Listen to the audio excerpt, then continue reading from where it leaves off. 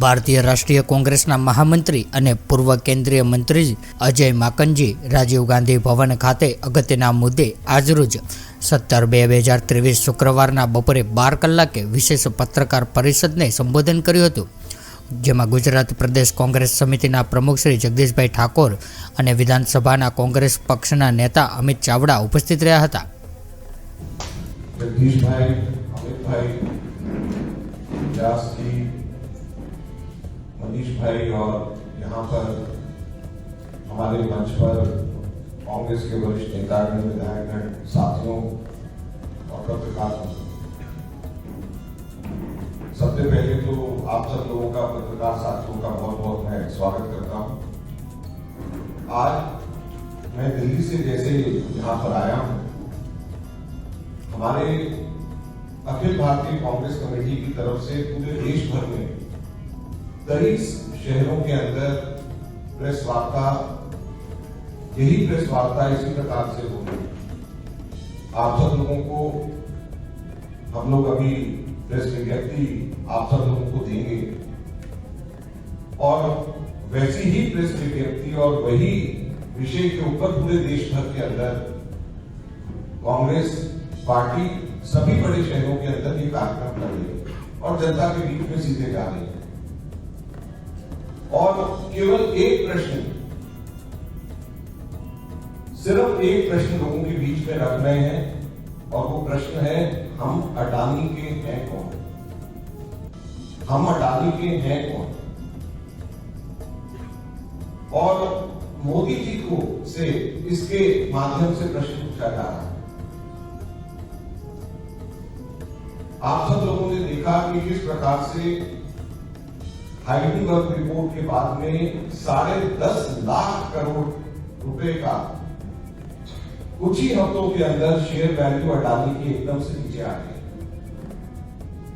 जो निवेशक हैं, छोटे निवेशक, LIC, एम्प्लॉय प्रोविडेंट फंड, जितनों ने भी उसके अंदर निवेश किया था, बैंक्स, पब्लिक सेक्टर बैंक्स, सभी के सभी नुकसान के अंदर, भारी नुकसान के अंदर आ गए।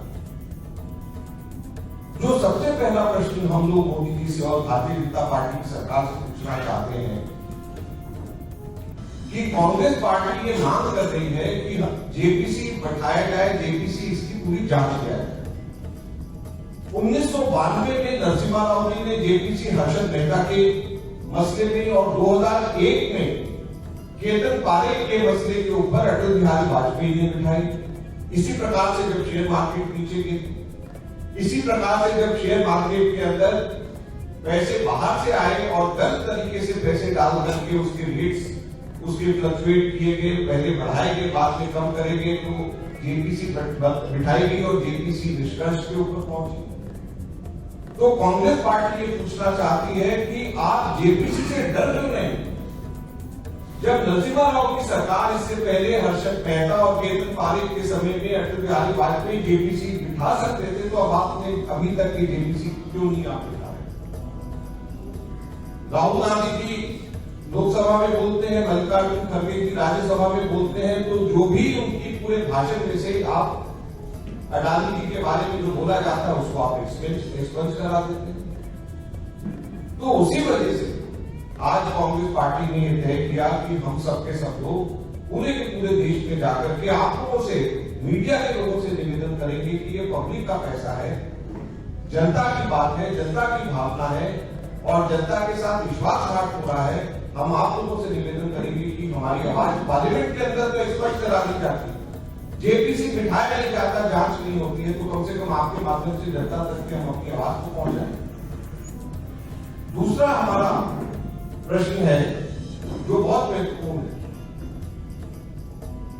कि ये कहा जा रहा है कि अडानी जी के शेयर्स में बाहर ओवरसीज हेवन, जो बगैर टैक्स के पैसा बाहर जो जाता है, 2 नंबर का पैसा बाहर जाता है, वो पैसा इसमें इस्तेमाल किया जाता है। मोंटेरेसा कंपनी एक और एक इलारा कैपिटल, 2 कंपनीज का जिक्र है।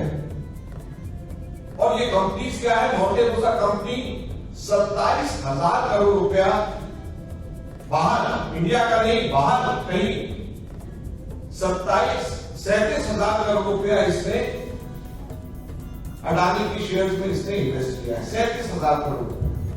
एलारा कैपिटल बाहर का, इंडिया का नहीं, इसने 24,300 करोड़ रुपया इसने अडानी के अंदर इन्वेस्ट किया है शेयर्स में।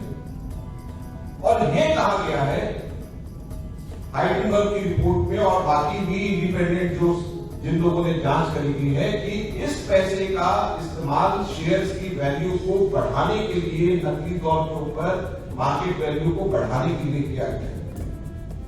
और ये सारा का सारा पैसा ओवरसीज हेवन से ये सारा का सारा पैसा आ रहा है। और पहला जो कंपनी है मॉन्टेरोसा कंपनी, इसके सीईओ विनोद अडानी के रिश्तेदार, विनोद अडानी जो गौतम अडानी जी के भाई, उनका नाम पनामा पेपर्स के अंदर पैसा जो है हिंदुस्तान से 2 नंबर का बाहर हो गया, इसमें पनामा पेपर्स में और पेंडोरा पेपर्स, 2 पेपर्स निकाले गए हैं।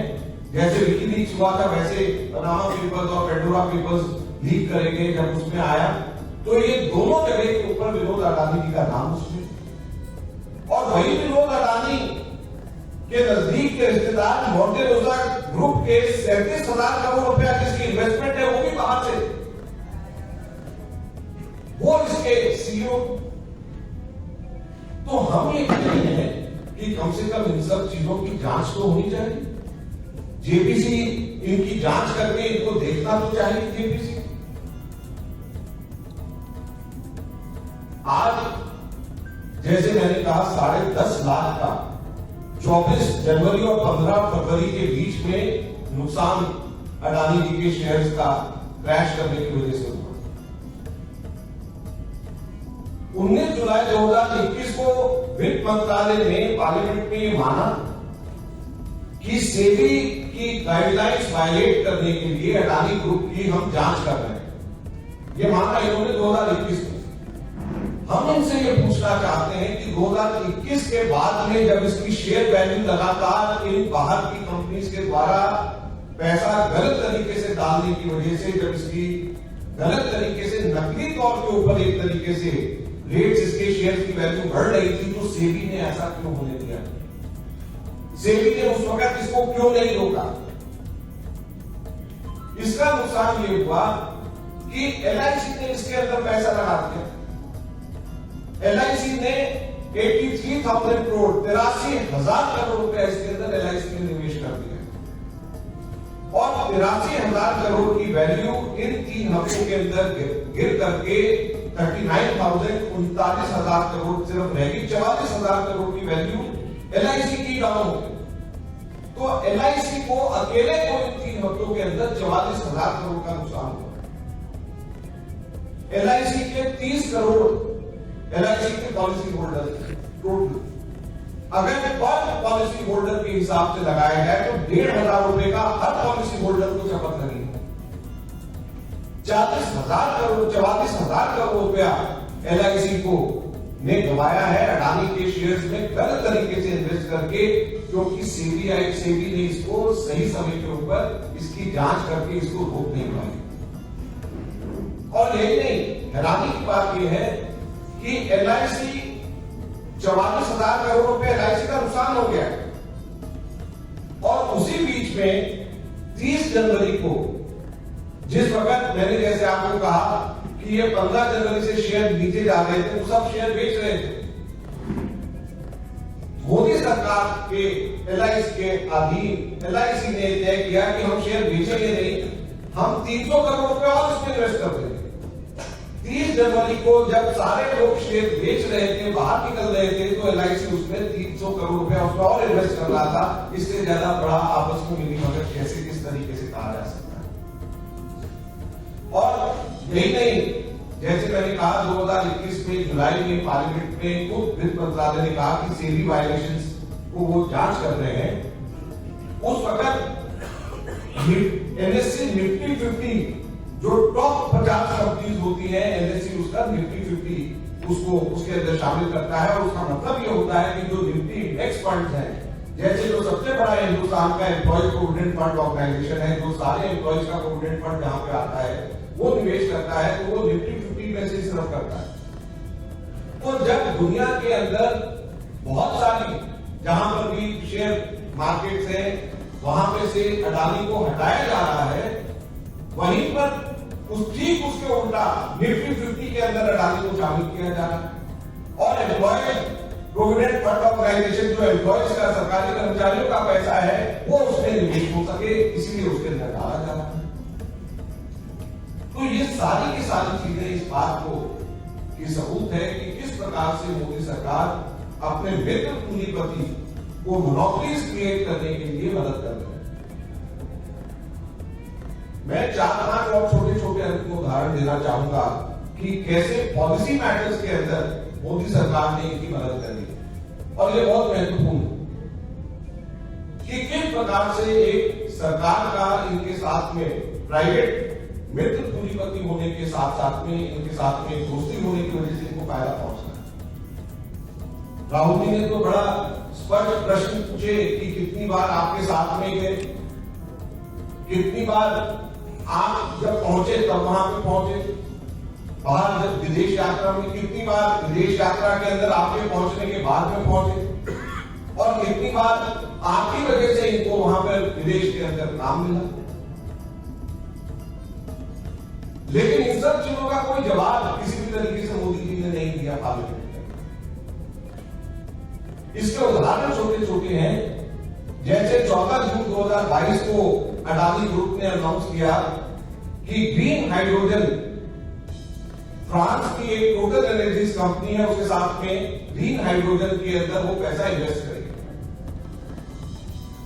और ठीक उसके 6 महीने के बाद में जनवरी 2023 में भारत सरकार ने अनाउंस करती है कि हम 20,000 करोड़ रुपए अलग से एक रख रहे हैं नेशनल ग्रीन हाइड्रोजन मिशन के नाम पे, और हम सरकार उसमें मदद करेगी।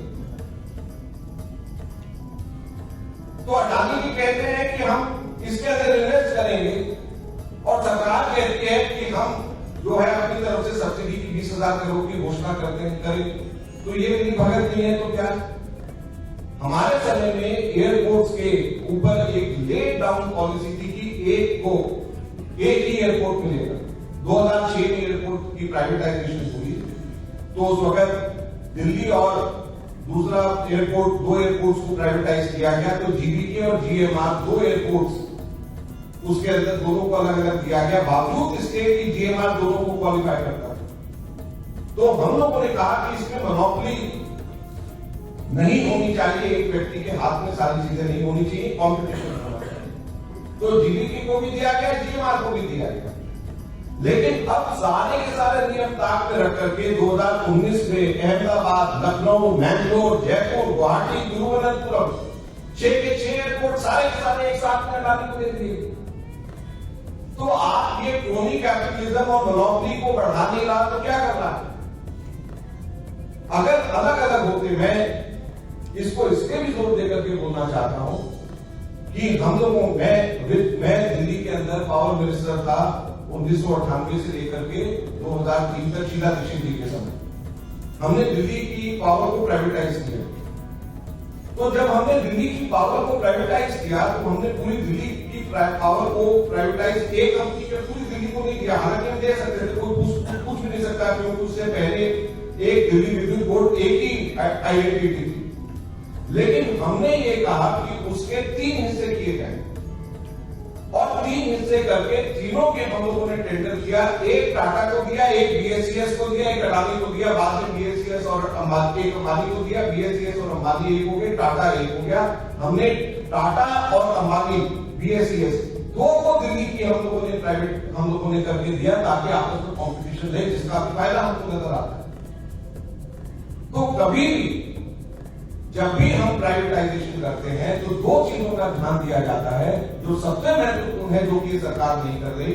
एक तो ओपन टेंडर, ओपन बिड होना चाहिए, और ओपन टेंडर, ओपन बिड होना चाहिए, और दूसरा मोनोपोली नहीं होना चाहिए। और ये सरकार ने अपने मित्र पूंजीपतियों को मदद करने के लिए इन दोनों चीजों को ताक में रखा है। पोर्ट्स की अगर हम बात करें, इस वक्त 30% पोर्ट कैपेसिटी अडानी के पास है, 40% कंटेनर्स कैपेसिटी अडानी के पास है। और आज सबसे बड़ा प्रश्न ये उठता है, और मैं जो है भारतीय होने के नाते, राष्ट्रीय होने के नाते, एक फ्रीडम फाइटर्स परिवार के होने के नाते, एक ऐसे परिवार होने के नाते जिसने देश के लिए शहीद हुए हैं, एक ऐसी पार्टी होने के नाते जिसके लीडर्स ने देश के लिए शहादत दी है, मैं सिर्फ मुझे एक चीज की चिंता है कि ये 37,000 करोड़ रुपया जो बाहर से कहीं से आ रहा है, ये 23,000 करोड़ रुपया कहीं बाहर से आ रहा है, और वो पैसा रखकर के जिस कंपनी में आ रहा है, उस कंपनी के हाथ में हमारे देश के सारे हवाई अड्डे और सारे पोर्ट हमारे उसके अगर आ गए, तो ये स्ट्रेटेजिक चीजें अगर हमारे देश की इनके हाथ में आ गई तो हमारे देश के लिए सबसे बड़ा खतरा है। और हमारे देश की सरकार इसको देखने के लिए भी तैयार नहीं है, समझने के लिए भी तैयार नहीं है कि ये पैसा कहां से आ रहा है, किसका पैसा है, क्या ये चाइना का पैसा है, क्या ये पाकिस्तान का पैसा है, कहां से ये पैसा आ रहा है, उस चीज के लिए भी देखने को, समझने को तैयार नहीं है।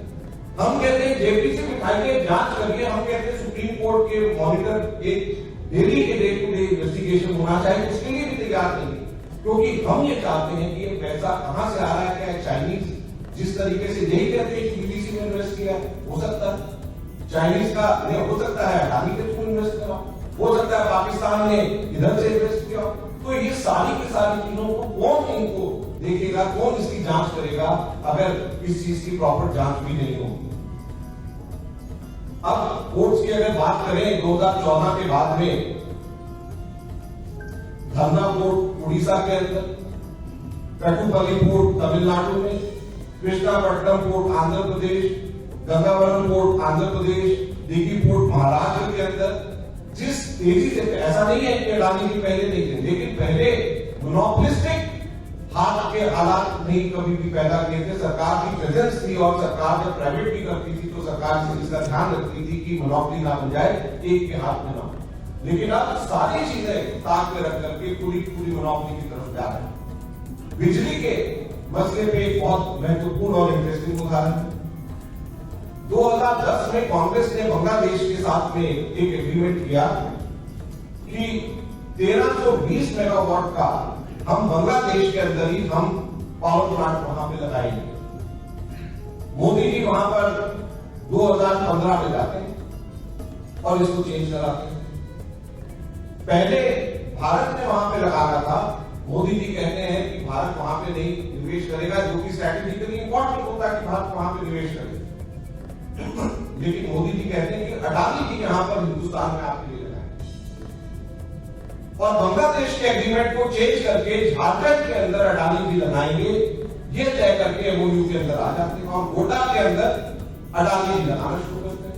अब देखिए उनको कैसे मदद होती है।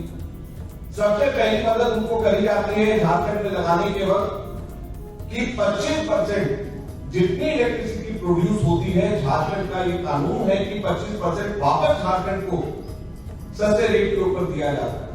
ये कानून है, ये रॉयल्टी के तौर पर उनको मिलता है। सबसे पहले अडानी जी को मदद करने के लिए वो 25% झारखंड के रॉयल्टी वाला वो क्लॉज बताया है, और 7,410 करोड़ रुपए का नुकसान झारखंड राज्य सरकार को होगा इसकी वजह से। दूसरा नुकसान, इसको इन्होंने कहा कि एसईजेड कैटेगरी के अंदर ये लाया है। कॉमर्स मिनिस्ट्री इसको मना करती रही 2018 तक कि नहीं, ये एसईजेड कैटेगरी में नहीं आता, क्योंकि ये स्टैंड अलोन पावर प्लांट है, और स्टैंड अलोन पावर प्लांट हम एसईजेड कैटेगरी में नहीं ला सकते। 2019-25 फरवरी को कॉमर्स मिनिस्ट्री भी पलट जाती है, मोदी सरकार की कॉमर्स मिनिस्ट्री पलट जाती है, और वो कॉमर्स मिनिस्ट्री कहती है कोई बात नहीं, अब आप एसईजेड कैटेगरी में हमने अपने रूल्स बदल दिए, आप एसईजेड कैटेगरी में आ गए, लिहाजा जो उनको इंपोर्ट ड्यूटी कोयले की जो देनी पड़ती थी, वो इंपोर्ट ड्यूटी पूरी की पूरी माफ कर दी गई। 300 करोड़ रुपया हर साल, अगर 25 साल चलेगा तो 300 करोड़ 25 करे 7,500 करोड़ रुपए का सीधे की सीधे ये मुनाफा अडानी जी को उसके माध्यम से दिया गया। हम ये कह रहे हैं कि इन सब चीजों का किस प्रकार से उनको मदद करी जा रही है, इसकी जांच होनी चाहिए। बाहर की कंपनीज, बाहर से सेफ हेवन से पैसा इसके अंदर आता जा रहा है, उसकी जांच होनी चाहिए, लेकिन इसके ऊपर सरकार कोई सुनने को तैयार नहीं है। 4 से 6 जुलाई 2017 में मोदी जी इजराइल जाते हैं, और उसका नतीजा ये होता है कि जिन्होंने कभी इससे पहले कागज का भी जहाज नहीं बनाया, उनको ड्रोन्स बनाने का अडानी जी को काम मिल जाता है, छोटे आर्म्स बनाने का, स्मॉल आर्म्स बनाने का काम मिल जाता है। एयरफोर्स मेंटेनेंस का, एयरक्राफ्ट मेंटेनेंस का काम मिलता है। जब हिंदुस्तान एरोनॉटिक्स लिमिटेड है, हिंदुस्तान के अंदर अलग और कंपनीज हैं जो कि इसकी विशेषता जिन लोगों की है, तो क्यों प्रधानमंत्री अपने पद का इस्तेमाल करके अपने मित्र पूंजीपति को फायदा पहुंचाते हैं? ये हमारा सबसे बड़ा प्रश्न है। और अब इसके साथ में ये भी जुड़ गया कि जब ये स्ट्रैटेजिक चीजें इस प्रकार की मैन्युफैक्चरिंग जब करेंगे, जो ड्रोन बनाएगा उसके अंदर पैसा हमें पता नहीं कि विदेश से कहां से एक लेवल से 37,000 करोड़ 23,000 करोड़ रुपए का कहां से पैसा उसके अंदर आ रहा है, तो क्या ये देश के लिए, राष्ट्रीय सुरक्षा के लिए क्या ये ठीक है? तो ये सभी प्रश्न पार्लियामेंट के अंदर हम उठाना चाहते हैं। राहुल जी बोलते हैं, खड़गे जी बोलते हैं, स्पंज किया जाता है। तो आपके माध्यम से, सोशल मीडिया के माध्यम से हम हिंदुस्तान की जनता के सामने ये रखना चाहते हैं। ये एक्सरसाइज हमारे एआईसीसी की कम्युनिकेशन डिपार्टमेंट, जयराम रमेश जी ने और सब लोगों ने मिलकर के किया है। आज हम 23 स्थानों में हम लोग सब सीनियर लोग जो फॉर्मर यूनियन मिनिस्टर्स रहे हैं, एमपीज रहे हैं, वो सबके सब लोग जाकर के बात करते हैं।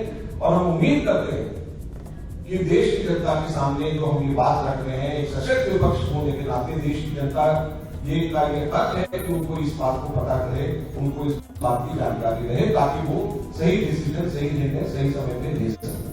तो ये बात करने के लिए मैं दिल्ली से विशेष तौर पे आया हूँ। मैं आपका धन्यवाद करता हूँ और हमारे प्रदेश कांग्रेस कमेटी और सीएचयू लीडर और सभी सीनियर लीडर्स का, मनीष भाई का, सबका मैं धन्यवाद।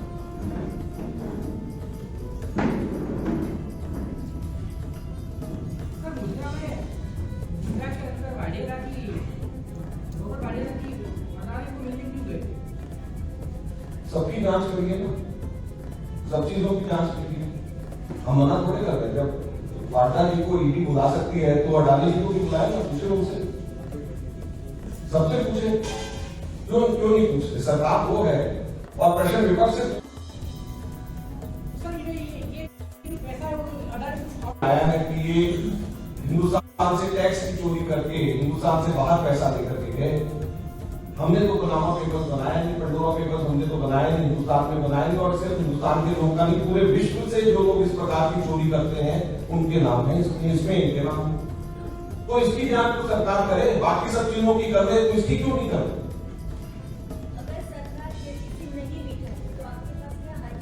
हम लोग जो है लोकतंत्र के अंदर, पार्लियामेंट के अंदर, पार्लियामेंट के बाहर, आप लोगों के माध्यम से हम लोग इन सब चीजों को उठाते रहेंगे।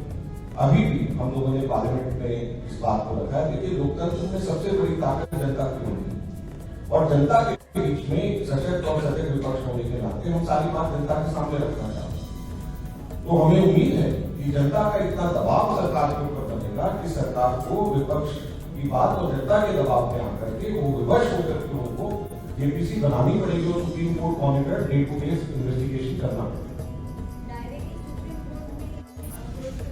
सुप्रीम कोर्ट में गए हैं, सुप्रीम कोर्ट में कुछ लोग गए हैं, सुप्रीम कोर्ट ने कल भी इसमें कुछ ऑब्जर्वेशन दिए, देखते हैं क्या रहता है। लेकिन जेपीसी बनाना लोकतंत्र के अंदर जरूरी है। मैंने एग्जाम्पल दो दिए हैं, हर्षद मेहता के टाइम पे और दूसरे दोनों टाइम पे, इससे पहले हुआ है, तो अब क्यों नहीं?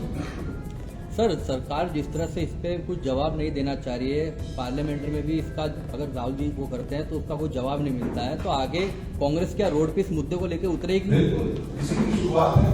हम लोग जब रोड के ऊपर भी हम लोग इस चीज को लेकर के उठेंगे। हम लोग पार्लियामेंट के अंदर, जैसे मैंने कहा, पार्लियामेंट के अंदर, पार्लियामेंट के बाहर सड़क पे, और अभी हम लोग आप लोगों के माध्यम से जनता को हम लोग बता दें, तो हम लोग पूरी ताकत के साथ, इससे पहले भी रोड के ऊपर भी डिस्ट्रिक्ट वाइज हम लोगों का एक कार्यक्रम हुआ है, पूरे देश भर में हुआ है, गुजरात में भी हुआ है, सभी डिस्ट्रिक्ट में, डिस्ट्रिक्ट हेडक्वार्टर्स में हमने किया। इसको हम लोग और उग्र स्वरूप में आगे लेकर के जाएंगे। जनता के सामने इस बात को हमको रखना है ताकि दबाव पड़े और जेपीसी हो, इन्वेस्टिगेशन हो, क्योंकि ये नेशनल सिक्योरिटी से जुड़ा हुआ सवाल है। और स्ट्रैटेजिक चीजों के अंदर पैसा विदेश से लग रहा है और हमें मालूम ही नहीं किसी को कि पैसा कहां से किसका आ रहा है। इससे बड़ा देश की स्ट्रैटेजी के लिए, स्ट्रैटेजिक जरूरत के लिए खतरा नहीं हो सकता।